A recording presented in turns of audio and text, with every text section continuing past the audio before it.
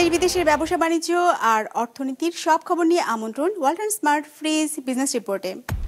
শুল্ক ও ভ্যাট বাড়ানোয় ফল আমদানি কমেছে প্রায় 30%, সরবরাহ ঘাটতিতে বেড়েছে দাম। রমজান মাসে সারা দেশে সুলভ মূল্যে বিক্রি হবে গরু, মুরগির মাংস, ডিম ও দুধ। 1 কোটি পরিবার পাবে 10 কেজি করে চাল। রাজনৈতিক সরকার ছাড়া সিন্ডিকেট বন্ধ করা অসম্ভব বলছেন অর্থ উপদেষ্টা। প্রবৃদ্ধি কম হলেও খাতের অভাব হবে না বলে মন্তব্য। এমন সব খবর নিয়ে আমাদের আজকের আয়োজন। 250-টিরও বেশি ডিজাইন অপশন নিয়ে ওয়ালটন স্মার্ট ফ্রিজ, বোঝে আপনার প্রয়োজন। শুল্ক ও ভ্যাট বাড়ানোর কারণে ফল আমদানি কমেছে প্রায় 30% মতো। সরবরাহ ঘাটতিতে বেড়েছে ফলের দামও, কমেছে বিক্রির পরিমাণ। এমন অবস্থায় আপেল, আঙুর, কমলার মতো ফলের দর নিয়ন্ত্রণে আমদানি শুল্ক কমানোর দাবি জানিয়েছেন ব্যবসায়ীরা। রঞ্জিবুল মিজানের রিপোর্টে বিস্তারিত। আরমান হুসাইন 10 বছর ধরে ফলের ব্যবসা করেন তিনি রাজধানীর টাউন হল বাজারে। গেল 1.5 মাসে তার দোকানে বিক্রি হওয়া আপেল, আঙুরের মতো তাজা ফলে কেজি প্রতি দর বেড়েছে 50 থেকে 80 টাকার মতো, যার প্রভাবে বিক্রি নেমেছে তার অর্ধেকে। সামনের দিনে যা আরও কমে যাওয়ার শঙ্কায় এই ব্যবসায়ী।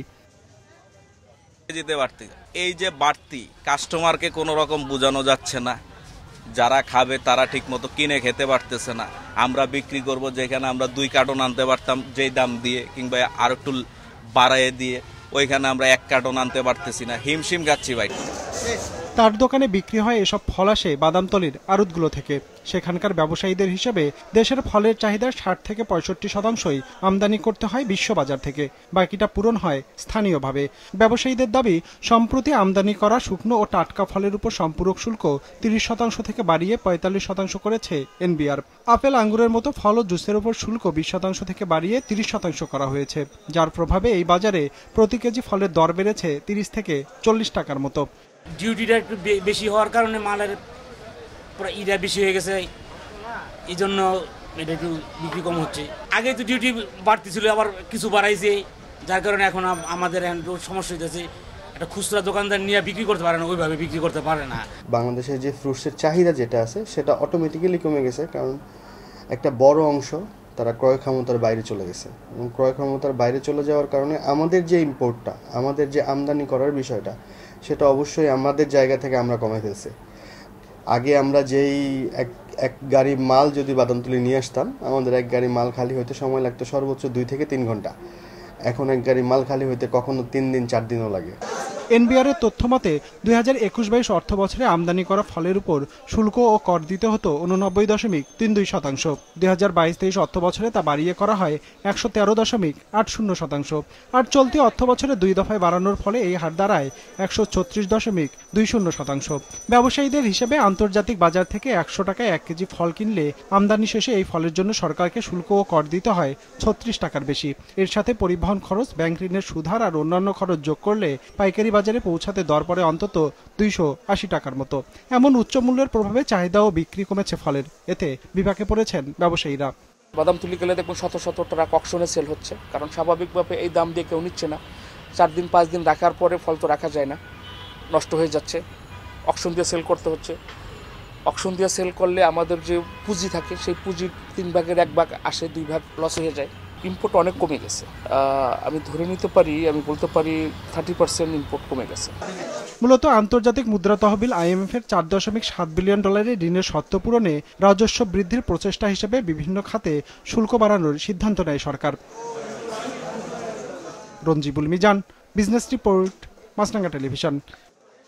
রমজানে সারা দেশে সুলভ মূল্যে মাংস, ডিম ও দুধ বিক্রি করবে সরকার। রাজধানীর 25টি স্থানে চলবে এ কার্যক্রম, যা উদ্বোধন করা হবে 28 ফেব্রুয়ারি সোমবার সচিবালয়ে। এসব তথ্য জানিয়েছেন মৎস্য ও প্রাণী সম্পদ উপদেষ্টা। এর পাশাপাশি 1 কোটি পরিবারকে চাল উপহার দেওয়ার কথা জানিয়েছেন খাদ্য উপদেষ্টা। রমজান মাসে জনসাধারণ যেন খুব সহজেই প্রাণীজ আমিষের চাহিদা মেটাতে পারে, সেই লক্ষ্যকে সামনে রেখে গেল বছর থেকে সুলভ মূল্যে মাংস, ডিম ও দুধ বিক্রির উদ্যোগ নেয় মৎস্য ও প্রাণী সম্পদ মন্ত্রণালয়। সেই ধারাবাহিকতায় চলতি বছরও এসব পণ্য বিক্রি করা হবে। রাজধানীর 25টি স্থানে চলবে এই কার্যক্রম পুরো রমজান মাস জুড়ে। ড্রেসড ব্রয়লার মাংস প্রতি কেজি 250 টাকা, দুধ পাস্তুরিত প্রতি লিটার 80 টাকা, ডিম প্রতি ডজন 114 টাকা, আর গরুর মাংস প্রতি কেজি 650 টাকা। সচিবালয়ে আয়োজিত সংবাদ সম্মেলনে মৎস্য ও প্রাণী সম্পদ উপদেষ্টা জানান, সুলভ মূল্যে পণ্য বিক্রির এই কার্যক্রম চলবে রাজধানীর বাইরেও, যা উদ্বোধন করা হবে 28 ফেব্রুয়ারি। 28 রমজান পর্যন্ত আমরা ঢাকা শহরে ড্রেসড ব্রয়লার, ডিম, পাস্তুরিত দুধ এবং গরুর মাংস সারা দেশে আমরা এটা সুলভ মূল্যে ভ্রাম্যমাণ বিক্রয় কার্যক্রম একটা নিয়েছে। এর আগে সকালে জেলা প্রশাসকদের সাথে বৈঠক করেন খাদ্য উপদেষ্টা আলী ইমাম মজুমদার।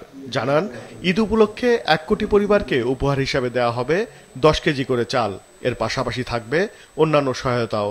মার্চ মাস, এপ্রিল মাস, 2 মাস 1.5 লাখ করে 3 লাখ মেট্রিক টন চাল যাবে খাদ্য বান্ধব কর্মসূচিতে।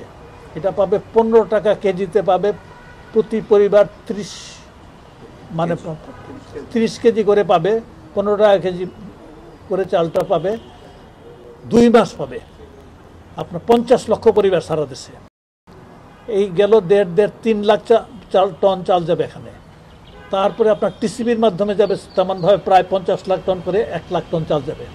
ডিসি সম্মেলনে উপস্থিত ছিলেন অর্থ উপদেষ্টাও। পরে তিনি কথা বলেন সাংবাদিকদের সঙ্গে। সে সময় দেশের সার্বিক অর্থনৈতিক অবস্থা ভালোর দিকে উল্লেখ করে অর্থ উপদেষ্টা জানান, করের আওতা বাড়াতে স্থানীয় ব্যবসায়ীদেরও চিহ্নিত করা হচ্ছে। গ্রাম অঞ্চলে বা থানায় অনেক ব্যবসায়ী আছে, প্রচুর আয় করে, কিন্তু তারা ট্যাক্স বা ভ্যাট দেয় না। এটা আমাদের জন্য একটা কনসার্নের ব্যাপার। ওই ট্যাক্স নেটটা বাড়াবার জন্য ইন্ডিয়ার চেয়ারম্যান ছিল, আমরা চেষ্টা করছি। কারণ শহরে আপনারা দেখেন অনেকই ট্যাক্সের আওতা আছে, যে কোনো দোকানদার, কিন্তু অনেক গ্রাম অঞ্চলে এটা আসে না। এর পাশাপাশি ডাক্তার এবং উকিলদের মতো পেশাজীবীদের নেয়া ফির বিপরীতে রসিদ নেয়ার নিয়ম চালু করার কথা জানান অর্থ উপদেষ্টা। ওবায়দুল কবির, বিজনেস রিপোর্ট, মাছরাঙা টেলিভিশন। রাজনৈতিক সরকার ছাড়া সিন্ডিকেট বন্ধ করা অসম্ভব বলে মন্তব্য করেছেন অর্থ উপদেষ্টা। সোমবার রাজধানীতে উন্নয়ন ও বিশ্বায়ন, দৃশ্যপট আন্তর্জাতিক ও বাংলাদেশ বইয়ের মোড়ক উন্মোচন অনুষ্ঠানে তিনি একথা বলেন। চলতি অর্থ বছর দেশে খুব একটা প্রবৃদ্ধি হবে না বলে মন্তব্য করেন উপদেষ্টা। তবে খাদ্যের কোনো অভাব হবে না বলেও আশ্বস্ত করেন তিনি। 2 বছরেরও বেশি সময় ধরে 10% আশেপাশে ঘুরপাক খাচ্ছে মূল্যস্ফীতি। সবশেষ জানুয়ারিতে যা নেমে এসেছে 9.94%। জীবনযাত্রার এমন ব্যয় নিয়ন্ত্রণে বেশ কয়েক দফা নীতি সুদহার বাড়িয়ে 10% নির্ধারণ করেছে বাংলাদেশ ব্যাংক। তবে বিশ্লেষকরা বলছেন, শুধুমাত্র মুদ্রানীতির মাধ্যমে কমবে না মূল্যস্ফীতি, বরং এর সাথে বাড়াতে হবে পণ্যের সরবরাহ, বন্ধ করতে হবে চাঁদাবাজিও। সুদের হার দিয়ে আমি মূল্যস্ফীতি করব, শুধুমাত্র এটা দিয়ে আপনি বাড়ান, কিন্তু এটা দিয়েই শুধুমাত্র সফল হয়ে যাব এটা মনে করবো আর কোনো কারণ নেই। দাম কমানোর চেষ্টা করছি বিভিন্নভাবে, তা হবে না। আপনাকে সরবরাহটা বাড়াতে হবে এবং জিনিসপত্রগুলো যেন আমার ভোক্তার কাছে পৌঁছায় সেই ব্যবস্থাটা করতে হবে। আপনি আমদানি অনেক করে কোথাও রেখে দিলেন, তাতে কিন্তু ফল বিশেষ হয় না। একটা জিনিস কিন্তু রাজনীতিতে আমি সবচেয়ে বলি, সমঝোতা ভেরি ডিফিকাল্ট। চাঁদাবাজি সমঝোতা অনেক সহজ। এই যেগুলো ভাঙাটা, আমি সবসময় বলি, এখানে যদি রাজনৈতিক সরকার বা পলিটিক্যাল ব্যাকিং যদি না থাকে, কোনো রকমভাবে ব্যবসায়ীদেরকে ভাঙতে পারবেন না। পলিসি রিসার্চ ইনস্টিটিউট আয়োজিত এই আলোচনায় উঠে আসে আন্তর্জাতিক ও স্থানীয় অর্থনীতির বিভিন্ন বিষয়, যেখানে বলা হয় দেশের আয়ের বিচারে নিচের স্তরের অন্তত 40% জনগোষ্ঠী খুবই ভঙ্গুর অবস্থায় রয়েছেন। মূলত করোনা মহামারী সহ বিভিন্ন অভিজ্ঞতা এবং সে সময় নেওয়া বিভিন্ন ভুল নীতির কারণে এমন অবস্থার সৃষ্টি হয়েছে বলে মনে করেন তারা। বাংলাদেশের আয়ের বিচারে নিচের যারা 40%, তাদের মানুষের জীবন অত্যন্ত কষ্টের, তাদের অবস্থা খুবই নড়বড়ে। ইংরেজিতে ভালনারেবল বলেন, কঠিন বাংলায় ভঙ্গুর বলেন, যেভাবেই বলেন, এই 40%-এর অবস্থা খুবই খারাপ। অনুষ্ঠানে অর্থ উপদেষ্টা জানান, গেল 6 মাসে সব সমস্যার সমাধান না করা গেলেও কিছুটা স্থিতিশীলতা এসেছে দেশের অর্থনীতিতে। জানান, চলতি অর্থ বছর দেশে খুব একটা প্রবৃদ্ধি না হলেও থাকবে না কোনো খাদ্যাভাব। খালি গ্রোথ করে খালি প্রবৃদ্ধি, আমি বলি গ্রোথ কিন্তু খুব বেশি হবে না এবার। আপনাদের আগে থেকে বলে রাখি, এটাতে ঘাবড়ে যান না। কারণ আমরা তো ওয়ার্ক করতেছি নাম্বারে, but I am happy with this number, because ভাত ডাল চালের অভাব হবে না। এ সময় দেশের অর্থনীতিতে ভারসাম্য ফেরাতে অভ্যন্তরীণ সম্পদের সর্বোত্তম ব্যবহার নিশ্চিতের তাগিদ দেন আলোচকরা। একই সাথে করজাল বিস্তৃত করার পরামর্শ দেন তারা। রায়হান শোভন, বিজনেস রিপোর্ট, মাছরাঙা টেলিভিশন। 250-টিরও বেশি ডিজাইন অপশন নিয়ে ওয়ালটন স্মার্ট ফ্রিজ, বোঝে আপনার প্রয়োজন। তারুণ্যের উৎসব উপলক্ষে চাঁপাইনবাবগঞ্জে শুরু হয়েছে 3 দিন ব্যাপী নারী উদ্যোক্তা মেলা। রোববার বিকেলে জেলার পুরাতন স্টেডিয়ামে জেলা প্রশাসন ও জাতীয় মহিলা সংস্থার অর্থনৈতিক ক্ষমতায়নে নারী উদ্যোক্তাদের বিকাশ সাধন প্রকল্পের আওতায় এই মেলা শুরু হয়। মেলা উদ্বোধন করেন রাজশাহী বিভাগের অতিরিক্ত বিভাগীয় কমিশনার তরফদার মোহাম্মদ আক্তার জামিল। মেলার প্রায় 66টি স্টলে নারী উদ্যোক্তাদের হস্তশিল্প, প্রসাধনী সহ নানান ধরনের খাবার বিক্রি করা হচ্ছে। প্রতিদিন সন্ধ্যায় থাকছে সাংস্কৃতিক অনুষ্ঠান। শ্রমিক ছাঁটাই বন্ধ, মামলা প্রত্যাহার এবং লে অফ ঘোষণা করা কারখানা খুলে দেওয়ার দাবিতে সড়ক অবরোধ করে বিক্ষোভ করেছে নারায়ণগঞ্জে একটি পোশাক কারখানার শ্রমিকরা। সোমবার সকালে নগরীর চাষারা সড়ক অবরোধ করে ইউরোটেক্স লিমিটেডের শ্রমিকরা। এতে ওই সড়কে যান চলাচল বন্ধ হয়ে যাওয়ায় ভোগান্তিতে পড়েন পরিবহন চালক ও যাত্রীরা। গেল 11 ফেব্রুয়ারি 1 মাসের বকেয়া বেতন ভাতা সহ বিভিন্ন দাবিতে কারখানার ভেতর বিক্ষোভ করে আসছিলেন শ্রমিকরা। এক পর্যায়ে কারখানায় ভাঙচুরও করে তারা। এ ঘটনায় কারখানার চাকরিচ্যুত 28 শ্রমিককে আসামি করে ফতুল্লা মডেল থানায় মামলা করে কর্তৃপক্ষ।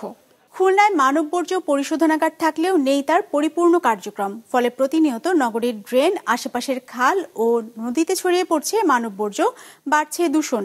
এর ফলে খুলনা মহানগরীর 15 লাখ মানুষ রয়েছে মারাত্মক স্বাস্থ্য ঝুঁকিতে। SM মিলনের ক্যামেরায় মোস্তফা জামালের রিপোর্ট। খুলনা মহানগরীতে বসবাসের উন্নত পরিবেশ সৃষ্টির লক্ষ্যে 2015 সালে কেসিসি মানব বর্জ্য শোধনাগার নির্মাণের উদ্যোগ গ্রহণ করে। 2016 সালে 1.3 একর জমির উপর নগরী থেকে প্রায় 6 কিলোমিটার দূরে রাজবাঁধে নির্মাণ হয় এই শোধনাগার। শোধনাগার নির্মাণে ব্যয় হয় বিদেশি সংস্থা থেকে পাওয়া প্রায় 2 কোটি টাকা। আর এর কার্যক্রম উদ্বোধন করা হয় 2017 সালে।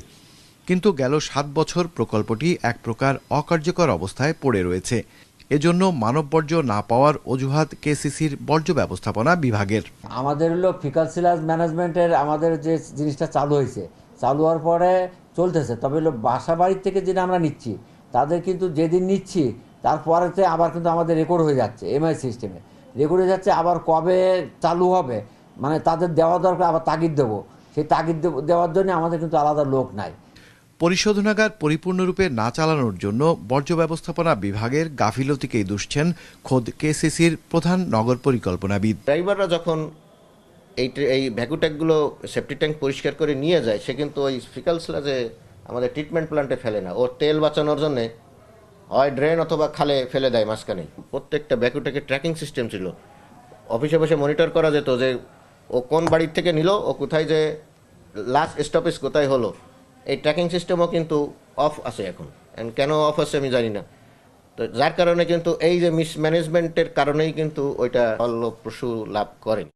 কেসিসি সঠিকভাবে মানব বর্জ্য ব্যবস্থাপনা না করায় এই জনপদের পরিবেশ মারাত্মকভাবে দূষিত হচ্ছে বলছে পরিবেশবাদী সংগঠনগুলো।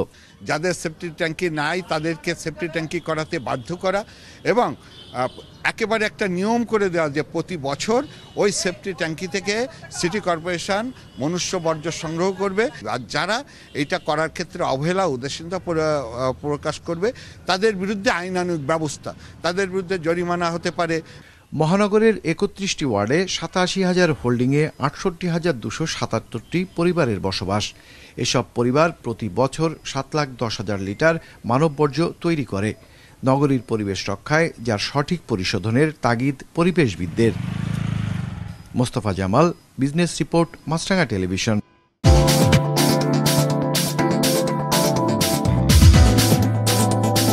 ইতিবাচক ধারায় শেষ হয়েছে ঢাকা স্টক এক্সচেঞ্জের লেনদেন। সার্বিক সূচক ডিএসসি এক্স 12 পয়েন্ট বেড়ে দাঁড়িয়েছে 5,211-তে। বেচা কেনা হয়েছে 443 কোটি টাকার। লেনদেনে অংশ নেওয়া প্রতিষ্ঠানগুলোর মধ্যে দর বেড়েছে 176টির, কমেছে 156টির, আর অপরিবর্তিত আছে 64টির দর। এবার চীনের তৈরি এআই ডিপসিক নিষিদ্ধ করল দক্ষিণ কোরিয়া। ডিপসিক ব্যক্তিগত তথ্যে নিরাপত্তার ঝুঁকি তৈরি করছে এমন অভিযোগে সোমবার অ্যাপটির ব্যবহার বন্ধ করে দেয় দেশটি। যদিও নিষেধাজ্ঞার বিষয়ে মন্তব্য করেনি ডিপসিক কর্তৃপক্ষ, তবে তীব্র প্রতিক্রিয়া জানিয়েছে চীনের পররাষ্ট্র মন্ত্রণালয়। ডেস্ক রিপোর্টে বিস্তারিত।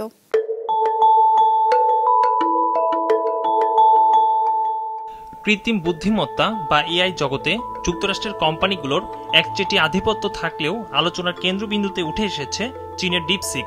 চ্যাট জিপিটি, জেমিনির মতো শক্তিশালী প্রতিদ্বন্দ্বীদের টেক্কা দিয়ে কম খরচে উচ্চ সক্ষমতার কারণে দ্রুতই জনপ্রিয়তা পাচ্ছে ডিপসিক। তবে এর সঙ্গে নিরাপত্তা ও তথ্যের গোপনীয়তা নিয়েও উদ্বেগ বাড়ছে বিশ্বজুড়ে।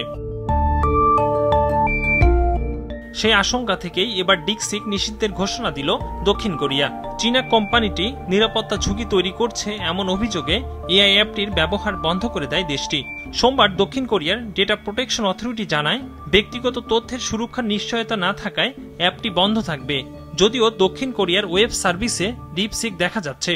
딥시크 앱의 국내 서비스가 2월 15일 토요일 6시부터 잠정 중단되었으며 যদিও নিষেধাজ্ঞার বিষয়ে তাৎক্ষণিক মন্তব্য করেনি ডিপসিক কর্তৃপক্ষ। তবে নিষেধাজ্ঞার বিরুদ্ধে প্রতিক্রিয়া জানিয়েছে চীনা পররাষ্ট্র মন্ত্রণালয়। বেইজিং বলছে, অর্থনৈতিক, বাণিজ্যিক ও প্রযুক্তিগত ইস্যুকে রাজনৈতিক রূপ দেয়া হচ্ছে। কখনো কোনো কোম্পানির কাছে ব্যক্তিগত বা সংরক্ষিত ডেটা চায় না বেইজিং। আলোড়ন সৃষ্টিকারী চীনা এআই ডিপসিক ইতিমধ্যে বিশ্বের বিভিন্ন দেশে বিধিনিষেধের কবলে পড়েছে। এর আগে সরকারি ডিভাইসে ডিপসিক নিষিদ্ধ ঘোষণা করে অস্ট্রেলিয়ার স্বরাষ্ট্র মন্ত্রণালয়। একই পথে হাঁটে তাইওয়ানও। জানায়, সরকারি সংস্থাগুলোতে ডিপসিকের ব্যবহার সম্পূর্ণ নিষিদ্ধ থাকবে। দেশগুলোর শঙ্কা, ডিপসিকের ব্যাপক তথ্য সংগ্রহ, বিদেশি সরকারের নির্দেশে এই তথ্যের অপব্যবহার হতে পারে। এদিকে ইতালির ডেটা প্রোটেকশন কর্তৃপক্ষও গত মাসে তাদের চ্যাটবট থেকে ডিপসিক ব্লক করে দেয়। কারণ হিসেবে জানায়, এআই অ্যাপটি নিরাপত্তা নীতিতে উদ্বেগ তৈরি করছে। চলতি বছরের 20 জানুয়ারি আনুষ্ঠানিক যাত্রা শুরু করে ডিপসিক অ্যাপটি। রাতারাতি তা উঠে যায় জনপ্রিয়তার শীর্ষে। বর্তমানে ডিপসিকের বাজার মূলধন ধরা হচ্ছে $৭৯,৪০০ কোটি। ইকরামুল ইসলাম খান, বিজনেস রিপোর্ট, মাছরাঙ্গা টেলিভিশন। দর্শক, আমাদের যে কোনো পর্ব নিজেদের সুবিধাজনক সময় দেখতে সাবস্ক্রাইব করুন বিজনেস রিপোর্টের অফিসিয়াল ইউটিউব চ্যানেল। ফেসবুক পেজে লাইক দিয়ে আপডেট থাকুন ব্যবসা বাণিজ্যের আলোচিত সব ঘটনা সম্পর্কে। আর আপনাদের মতামত জানান কমেন্টস অথবা ইনবক্সে। আজ এটুকুই, বিদায় নিচ্ছি, ভালো থাকবেন।